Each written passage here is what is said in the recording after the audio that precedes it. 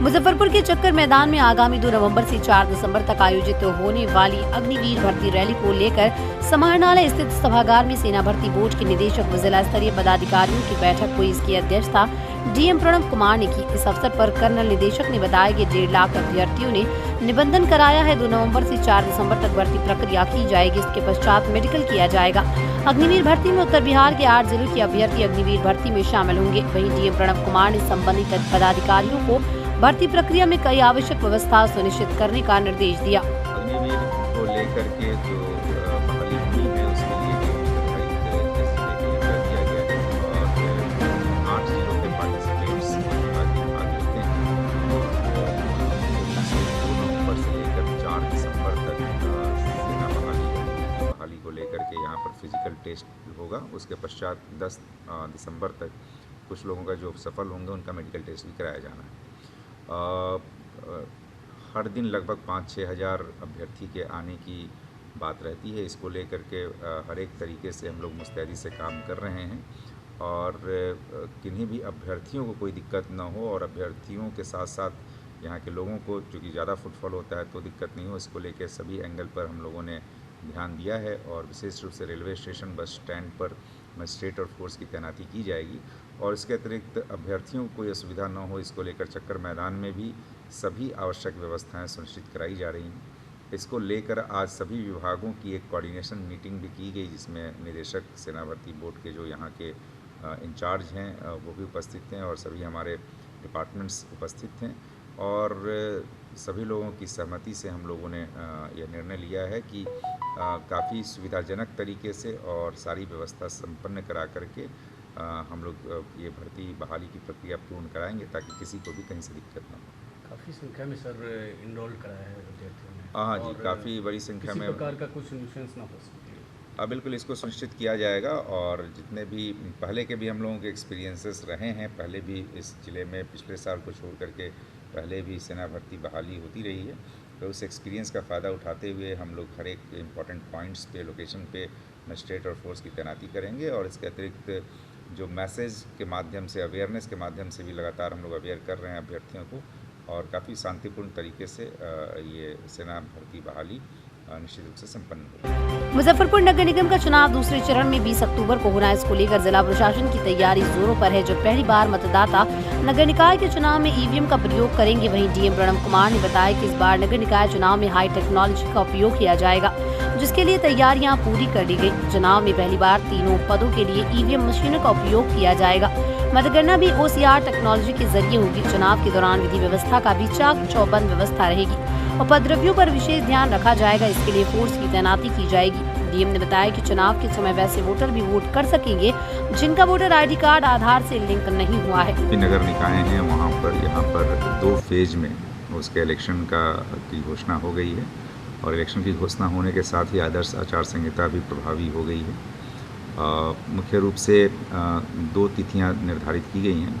पहले फेज के इलेक्शन के लिए 10 अक्टूबर को मतदान का डेट है और दूसरे फेज के लिए 20 अक्टूबर को है और मतगणना दोनों ही मामलों में पहले मामले में 12 अक्टूबर को कराई जाएगी और दूसरे चरण में 22 अक्टूबर को कराई जाएगी।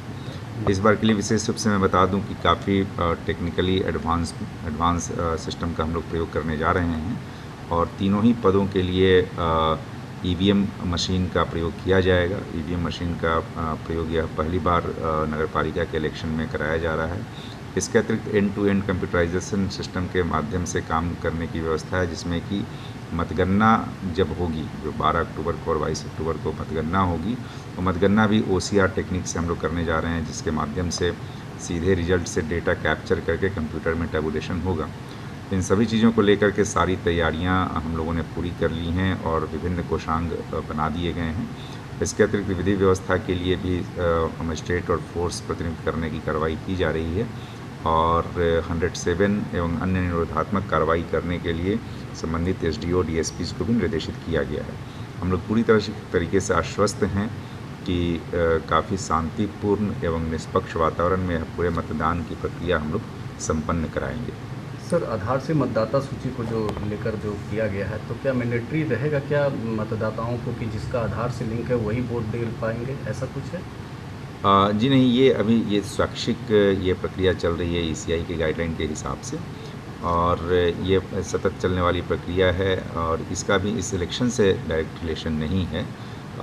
जिनका भी वोटर आईडी है और किन आधार पर वोट कर सकते हैं उसकी पूरी सूचना दी गई है, जिसमें वोटर आईडी है, इसके अतिरिक्त पासपोर्ट है, बैंक अकाउंट है, अन्य पहचान पत्र हैं।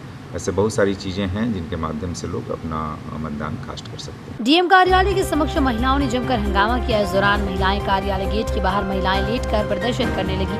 मौके पर मौजूद पुलिसकर्मियों ने उन्हें समझाने का काफी प्रयास किया मगर वो नहीं माने। दरअसल करजा थाना क्षेत्र बड़का गांव निवासी राजकुमारी देवी के घर में घुसकर मारपीट व लूटपाट करने का आरोप लगाते हुए प्रदर्शन करने लगी। महिला ने आरोप लगाया कि चौकीदार द्वारा उनके घर को उजाड़ दिया गया, मारपीट कर लूटपाट भी की गई, साथ ही जान से मारने की धमकी देकर घर से निकाल दिया। उन्होंने कहा कि आरोपी दर्जन भर लोगों के साथ पहुंचे, इसके बाद मारपीट करने लगी, घर का सामान बाहर फेंक दिया, इसके बाद लूटपाट की, घर से बेदखल किया, उनका कोई सुनने वाला नहीं है। घर उजाड़ दिया, पूरा घर तोड़ दिया है आपका? पूरा घर तोड़ दिया, उजाड़ के ईटा जोड़ाई कर रहा है। कौन जोड़ दिया है? संजीव महतो। पुलिस के यहाँ गए थे? पुलिस नहीं, अभी थाना पर फोन किया है तो आए थे तो चली गए। हम लोग यहाँ थाना पर, थाना कोई सुनवाई नहीं। थाना क्या बोला आपको? थाना ओकरे तरफ है, थाना ओकरे तरफ बोल रहा है। कागज उजाड़ा कौन है? संजीव महतो थाना में चौकीदार है। थाना में चौकीदारी करता है? हाँ, चौकीदारी करते हैं। संजीव महतो है, कोई गर्दा गर्दी करते हैं। 10 को आदमी के हेल्प बना लेते हैं, औरत के, सबके औरत से 10-20 को जुटा लेते हैं। हम तुमको देंगे 10 दूर, हम 1 कट्ठा तुमको देंगे, हमारा पार्टी लड़िए, हमारा मदद कीजिए। कौन कहता है ये संजीव महतो कहता है। औरत से रख लिया है 10-20 को। अब बालू ढोवाता है, कोनो के गिट्टी ढोवाता है, कोनो से अथी करता है, ईटा ढोवाता है, सब लेडीज सब। आज जरा सवेरे 6 बजे। गाँव कौन है? गाँव कौन है? बड़का गाँव। अच्छा, वार्ड नंबर कितना है? 7 है। अच्छा, ये बताइए कि थाना में आप गए थे आवेदन लेके? हाँ, गए थे, सब कुछ किए थे। थाना प्रभारी क्या बोले आपको? कुछ भी नहीं कर रहे हैं। आते हैं चल जाते हैं, खाली देख लेते हैं, इंक्वायरी करके उसी तरफ चल जाते हैं। अब यहाँ क्या मांगने आए हैं? यहाँ क्या चीज करने के आए हैं? इंसाफ कराने के लिए। किनसे मांगने आए हैं? एसपी साहब से। ये तो एसपी साहब नहीं है, डीएम साहब का वकील आवास है। डीएम साहब से इंसाफ मांगने आए हैं। डीएम साहब इंसाफ हम लोग को दें।